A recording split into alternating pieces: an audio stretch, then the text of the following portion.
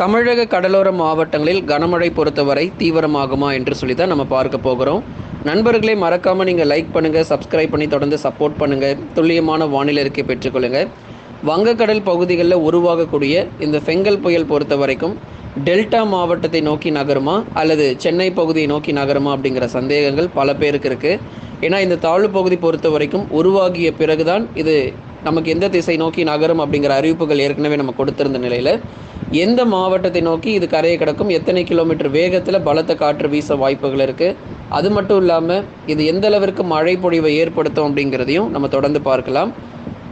அடுத்து வரக்கூடிய நாட்களில் தமிழ்நாடு முழுவதுமாக முதல்ல மழை தீவிரம் அப்படிங்கிறது இருக்காது. நவம்பர் 23 வரைக்கும் நிறைய மாவட்டங்களில் மழை குறைவாகவும் பகல் நேரங்களில் வெயில் அதிகமாகவும் காணப்படும். ஒரு 6 முதல் 8 மாவட்டங்களுக்கு மட்டும் தினந்தோறும் மழை வர வாய்ப்புகள் இருக்கும். அதாவது தமிழ்நாட்டில் பகுதியான மழை பொழிவு அப்படிங்கிறதே எதிர்பார்க்கப்படுது. எல்லா இடங்களுக்குமே நமக்கு தீவிரமான கனமழை வருமா அப்படின்னா தமிழ்நாடு முழுவதும் இருக்கக்கூடிய பெரும்பாலான மாவட்டங்களில் பரவலாக கனமழை அதிகரிக்கும். அதில் குறிப்பாக கடலோர மாவட்டத்தில் இருக்கக்கூடிய எல்லா பகுதிகளுக்குமே முதல் மிக கனமழையும், புயல் கரை கடக்கக்கூடிய பகுதிகளில் அதி கனமழையும் எதிர்பார்க்க முடியும். அப்படி இருக்கும் பொழுது தற்போதைய நிலவரப்படி, அதாவது இன்றைய நிலவரப்படி வரைக்கும் டெல்டா மாவட்டத்தில் நல்ல ஒரு தீவிரமான மழை பொழிவு அப்படிங்கிறத இது ஏற்படுத்துறதுக்கான வாய்ப்புகள் இருக்குது. அதே சமயங்களில் சென்னை முதல் புதுக்கோட்டை வரை இருக்கக்கூடிய, சென்னையிலேருந்து புதுக்கோட்டை வரை இருக்கக்கூடிய அனைத்து கடலோர மாவட்டங்களும் ரொம்ப எச்சரிக்கையாகவே தான் இருக்கணும். ஏன்னா இந்த புயல் பொறுத்த வரைக்கும் தற்போதைய நிலவரப்படி டெல்டா மாவட்டத்தில் கரையை கடந்து டெல்டா மாவட்டத்திற்கு அதிக மழை கொடுப்பது போல் நமக்கு தெரிகிறது. ஆனாலும் இது புயல் உருவானதுக்கு அப்புறமா தான் நம்ம முக்கியமாக மிக துல்லியமான எச்சரிக்கை அப்படிங்கிறத நம்ம கொடுக்க முடியும். இப்பொழுதே நாகப்பட்டினம் அப்படிங்கிறத சொல்லிட்டு போயிடலாம், பிரச்சனை இல்லை. ஆனால் நமக்கு நாட்கள் நிறைய இருக்குது. நாட்கள் பொறுத்த வரைக்கும் இன்னும் அதிகமாக இருக்குது. எந்த நேரத்திலும் திசை மாறலாம். திடீரென்று சென்னை பக்கமும் வரலாம், இல்லை நாகப்பட்டினம் வராமல் நமக்கு ராமநாதபுரம், தூத்துக்குடி, திருநெல்வேலி பக்கமும் போகிறதுக்கான வாய்ப்புகள் இருக்கும். அதாவது நமக்கு பாசிபிலிட்டிஸ் அப்படிங்கிறது நிறைய இருக்குது, சென்னை, நாகப்பட்டினம் மற்றும் தென் மாவட்டங்கள். ஆகவே இந்த புயலுடைய தீவிரத்தன்மை மற்றும் மழை வாய்ப்புகளை பொறுத்த வரைக்கும் அதிகமாகவே இருக்கும். மழையில் நமக்கு எந்த குறையும் வராதுங்க. புயல் மட்டும்தான் எங்கே கரையை கிடக்க போகுது அப்படிங்கிற ஒரு தெளிவான ஒரு விளக்கம் வரக்கூடிய நாட்கள் உங்களுக்கு நம்ம கொடுக்குறோம். ஏன்னா இந்த புயல் இன்னும் உருவாகலை. நவம்பர் 23, 24ஆம் தேதிக்கு அப்புறமா தான் இது புயலாக மாறப்போகுது. இந்த புயலாக மாறினதுக்கு அப்புறமா தான், அதாவது கிட்டத்தட்ட இந்த முதல்ல ஒரு தாழ்வு பகுதியாவது குறைஞ்சபட்சம் உருவாகணும். தாழ்வு பகுதியாவது உருவாகினா தான் இது எந்த இடத்துல நோக்கி நகரப்போகுது அப்படிங்கிற தகவல் நமக்கு மிக தெளிவாக தெரிய வரும். இன்னும் நமக்கு நாட்கள் இருக்குது, கிட்டத்தட்ட ஒரு 6 முதல் 8 நாட்கள் இருக்குது இது உருவாகிறதுக்கு. கொஞ்சம் பொறுமையாக இருப்போம். மழை பொழிவுங்கிறது விட்டு விட்டு அவ்வப்போது மிதமானதுலேருந்து கனமழை கிடைக்கும். இந்த புயலுடைய தீவிரம் பொறுத்தவரை ஒரு பக்கம் இருந்தாலும் மிக கனமழை முதல் அதி கனமழைங்கிறது கடலோர பகுதிகளில் கண்டிப்பாக இருக்கும். சென்னையில் ஆரம்பித்து புதுக்கோட்டை வரைக்கும் இருக்கக்கூடிய அனைத்து கடலோர பகுதிகளுக்கும் நல்ல ஒரு மழை, சிறப்பான மழை பொழிவு இருக்குது.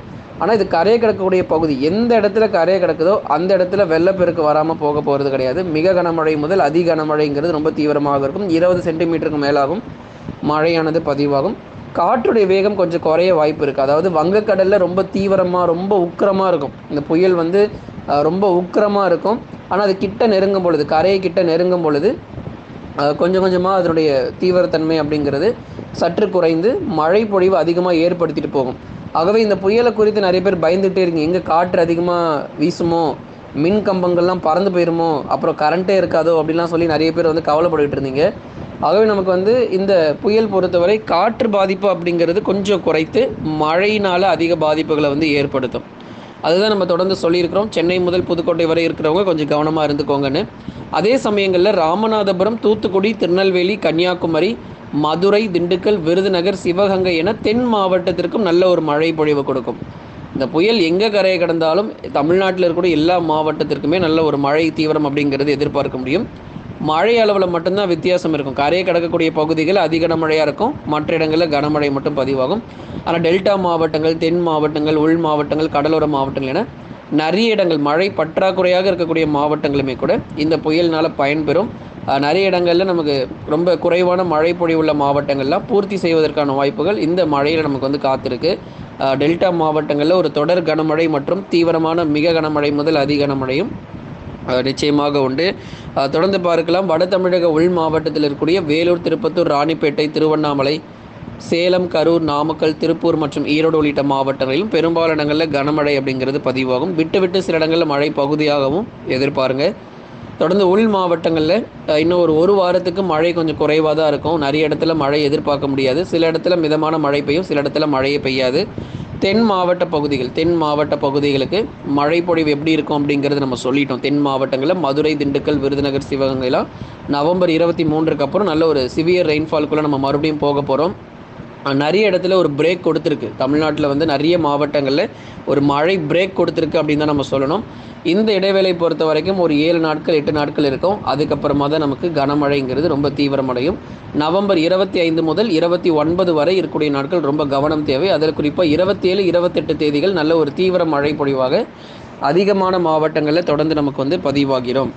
ஆகவே டெல்டா மாவட்டங்கள் மற்றும் வட தமிழக கடலோர மாவட்டங்கள், தென் மாவட்டங்கள் உட்பட உள் மாவட்டங்களிலும் நல்ல ஒரு சிறப்பான மழை கொடுத்துட்டு போகும். ஒரு தொடர் கனமழையாக தமிழ்நாடு முழுவதும் எதிர்பாருங்க. மேற்கு தொடர்ச்சியிலும் கனமழை பெய்யும். நீலகிரி, கோயம்புத்தூர் உள்ளிட்ட மாவட்டங்களிலும் டிசம்பர் முதல் வாரங்களில் இந்த புயல் பொறுத்த வரைக்கும் கரை கடந்த பிறகு மேற்கு தொடர்ச்சியிலும் பரவலாக ஒரு சில பகுதிகளில் கனமழை எதிர்பார்க்கலாம். நீலகிரி முதல் கன்னியாகுமரி வரை இருக்கக்கூடிய அனைத்து மேற்கு தொடர்ச்சி மலையொட்டிய மாவட்டங்களிலும் பரவலாக மழை தீவிரம் இருக்கும். இந்த புயல் பொறுத்த வரைக்கும் கரையை கிடக்கூடிய இடத்தை குறித்து நிறைய பேர் கேட்டிருந்தீங்க. ஒன்று வடக்கு மற்றும் வடமேற்கு திசை நோக்கி நகரணும். அப்படி இல்லை அப்படின்னா மேற்கு திசை மற்றும் நோக்கி நகர்ந்து டெல்டாவை நோக்கி நகர்ந்துடணும். 2 வாய்ப்புகள் தான். ஒன்று மேற்கு திசை நோக்கி நகரணும், அப்படின்னா வடமேற்கு திசை நோக்கி நகர்ந்து சென்னை பகுதிகளுக்கு வரணும். 2 வாய்ப்புகள் மட்டும்தான் இந்த புயலுக்கான. நம்ம வந்து எந்த திசை நோக்கி நகரப்போகுது அப்படிங்கிறது இன்னும் கொஞ்ச நாள் நமக்கு தெரிஞ்சிடும். 2-3 நாட்களில் மிக துல்லியமாக நமக்கு தெரிய வரும். நாகப்பட்டினம் உள்ளிட்ட மாவட்டங்களும் பாதிக்கப்படும். சென்னை, திருவள்ளூர், காஞ்சிபுரம், செங்கல்பட்டிலும் நல்ல ஒரு மழை தீவிரம் அப்படிங்கிறது எதிர்பார்க்கலாம்.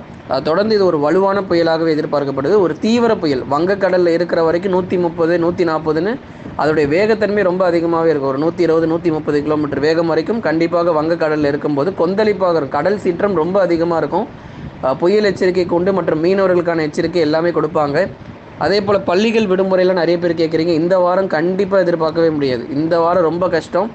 அடுத்த வாரம் புயல் சின்னங்கள் தமிழ்நாட்டை நெருங்கும் பொழுது கடலோர மாவட்டத்தில் பாதுகாப்பின் காரணமாக ஒரு சில மாவட்டத்திற்கு பள்ளிகளுக்கு விடுமுறை கொடுப்பதற்கான வாய்ப்பு இருக்குது. குறிப்பாக நாகப்பட்டினம் போன்ற பகுதிகள், கடலூர், சென்னை போன்ற பகுதிகள் பாதுகாப்பிற்காக நமக்கு விடுமுறை வந்து கொடுப்பாங்க. அதுவும் புயல் வந்தால் மட்டும்தான். ஒருவேளை திடீரென்று புயல் திசை மாறி ஆந்திரா பக்கமோ இல்லை ஒரிசா பக்கமோ வேறு எங்கேயாவது போயிடுச்சு அப்படின்னா அந்த விடுமுறை நமக்கு கிடைக்காது. ஆகவே தொடர்ந்து கொஞ்சம் பொறுமையாக இருங்க, பொறுமையாக காத்திருங்க. எந்தெந்த மாவட்டங்களில் ரொம்ப அதிக மழை பொழிவை ஏற்படுத்தும் அப்படிங்கிறத நம்ம சொல்கிறோம். இப்பொழுது வந்து எதற்காக சொல்லிகிட்டு இருக்கோம் அப்படின்னா, நீங்கள் வந்து அலர்ட்டாக இருக்கணும். கடலோர மாவட்டங்கள் இப்படி ஒரு புயல் ஒன்று வரப்போகுதுங்கிறத முதல்ல தெரிஞ்சுக்கணும். இப்படி ஒன்று புயல் ஒன்று உருவாக போகுது, தமிழ்நாட்டை நோக்கி வரப்போகுதுங்கிற தகவலை முதல்ல தெரிஞ்சுக்கணுங்கிறதுக்காக தான் உங்களுக்கு முன்னாடியே நம்ம சொல்லிக்கிட்டு இருக்கோம். இல்லை நம்ம சொல்லணுங்கிற அவசியம் இல்லை.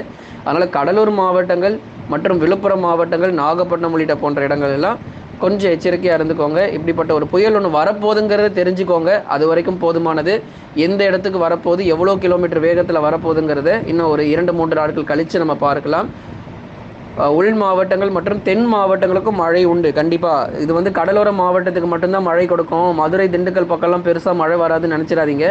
அங்கேயும் நமக்கு நல்ல ஒரு தீவிர மழை கொடுக்கும். விருதுநகர், மதுரை, திண்டுக்கல், புதுக்கோட்டை உள்ளிட்ட மாவட்டங்கள், அதுக்கப்புறம் ராமநாதபுரம், தூத்துக்குடி, திருநெல்வேலியிலும் பரவலாக மழை பொழிவு கொடுத்துட்டு தான் இந்த புயல் வந்து போகிறதுக்கான வாய்ப்புகளும் அதிகமாக எதிர்பார்க்கப்படுது. தொடர்ந்து நண்பர்களே, நீங்கள் மறக்காமல் லைக் பண்ணுங்கள், சப்ஸ்கிரைப் பண்ணி சப்போர்ட் பண்ணுங்கள்.